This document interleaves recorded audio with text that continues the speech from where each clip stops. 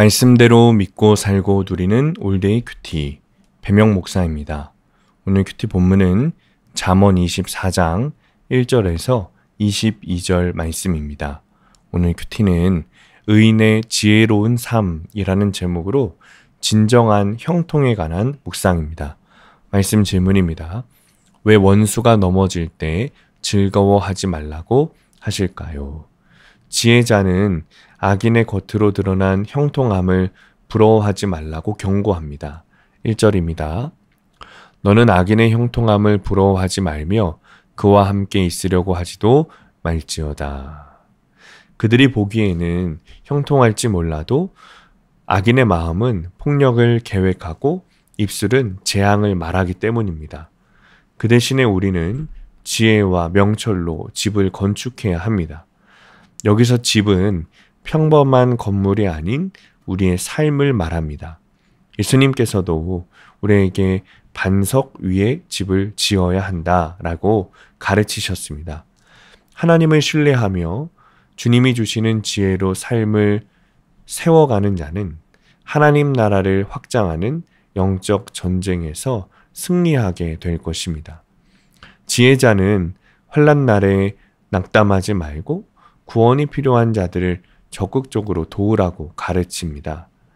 우리의 마음을 살피시는 하나님이 우리의 행위대로 갚으시기 때문입니다. 우리가 고난 중에 있는 가족과 이웃을 외면하는 일은 우리의 믿음이 약함을 보여주는 것입니다.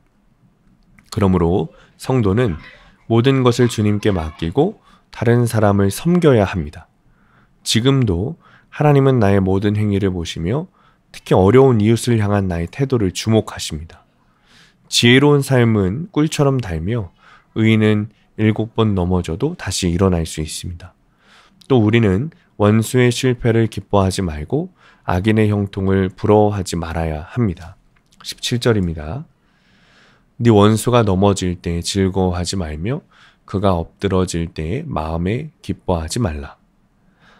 하나님과 왕을 경외하는 삶이 진정한 복의 길입니다.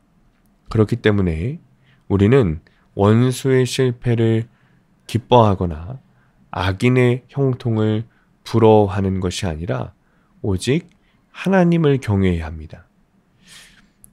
7번이라는 수는 완전수입니다. 어떤 시련이 와도 하나님의 은혜로 다시 일어설 수 있습니다. 예수님은 우리의 약함을 아시고 일으켜 세우시는 분입니다. 그러므로 지혜 앞에서 7번 넘어져도 다시 일어서실 수 있는 힘을 우리에게 주십니다. 그를 경외하는 성도는 어떤 상황에서도 소망을 잃지 않을 수 있게 되는 것입니다. 적용 질문입니다. 나는 세상 성공을 부러워하기만 합니까? 아니면 하나님의 지혜로 삶을 세워가고 있습니까? 두 번째, 나는 하나님을 경외하며 넘어질지라도 그의 은혜로 다시 일어나는 삶을 살고 있습니까? 오늘의 포인트, 악인의 형통을 부러워하지 말아야 합니다. 하나님을 경외하는 자가 악인의 형통을 부러워하지 않습니다. 주님을 경외하는 것이 지혜입니다. 오늘도 실패하고 넘어지는 상황 속에서도 주님을 경외함으로 소망 가운데 살아가는 하루 되시길 축복합니다. 기도하겠습니다. 주님, 잘 되는 삶을 부러워했습니다. 주님, 이제는 주님의 지혜를 구합니다. 하나님을 경외합니다.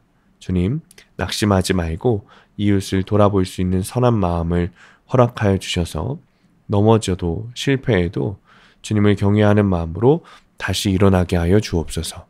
예수님의 이름으로 기도합니다. 아멘. 오늘 큐티 말씀을 적용한 한 성도님의 큐티 묵상 간증입니다. 초등학생 때부터 어머니를 따라 교회를 다녔으나 기복신앙으로 주일 예배만 드렸습니다. 그러다 불신 결혼을 한 후 3년 만에 전처의 외도로 이혼하고 믿음 있는 사람을 만나 재혼했습니다. 하지만 이후로도 갈등이 있을 때마다 아내 탓을 하며 이혼 위기를 수없이 겪었습니다. 그리고 실직 후 사업에 연이어 실패하면서 힘든 나날이 계속되었습니다. 그러다 저는 아내의 제안으로 온 교인이 큐티하는 공동체에 속하게 되었습니다. 이후 구속사 말씀을 듣고 양육 훈련을 받으면서 저의 죄가 조금씩 깨달아졌습니다. 그러자 형통과는 거리가 멀다고 여겨지던 제 삶이 말씀으로 해석되었습니다.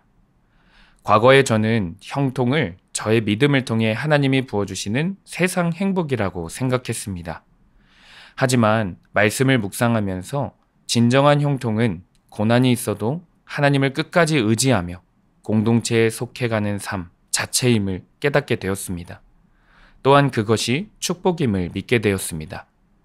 하나님은 이런 저를 교회 소그룹 리더로 부르시고 가정도 회복시켜 주셨습니다. 한편 저는 재기의 길이 열리지 않아 수년간 최저임금을 받으며 아르바이트를 했습니다. 그런데 재작년 말 그마저 정리해고를 당했습니다. 게다가 작년 초부터 부모님 두 분 다 치매가 심해지셔서 제가 섬겨야 할 일이 많아졌습니다. 그러다 보니 환난 날에 낙담하여 제 안에 우울과 불안, 분노가 심해져 더 강한 정신과 약을 먹게 되었습니다. 이후 가장의 역할이 우선이라는 공동체의 권면에 따라 부모님을 잘 섬기려는 내 열심을 내려놓고 새 일자리를 찾았습니다. 그리고 하나님의 은혜로 다시 일어나 작은 카페를 인수하고 현재 개업을 준비하고 있습니다. 사장이 되어서도 아르바이트 하던 시절을 잊지 않고 겸손과 분별의 지혜로 카페를 운영하길 소망합니다. 적용하기. 치매가 있으신 부모님을 내 힘으로 고치려는 교만을 버리고 주께 온전히 맡기겠습니다. 카페 운영과 관련한 사소한 문제도 교회 공동체에 묻고 나누겠습니다. 오늘도 말씀대로 믿고 살고 누리는 성도님들 되시기를 축복합니다. 큐티와 신앙생활에 도움을 받기 원하시는 분은 네이버에서 수암감리교회를 검색하시거나 유튜브에서 수암감리교회를 검색하시면 도움받을 수 있습니다. 자세한 문의사항은 지역번호 031-482-8047번으로 문의하시기 바랍니다.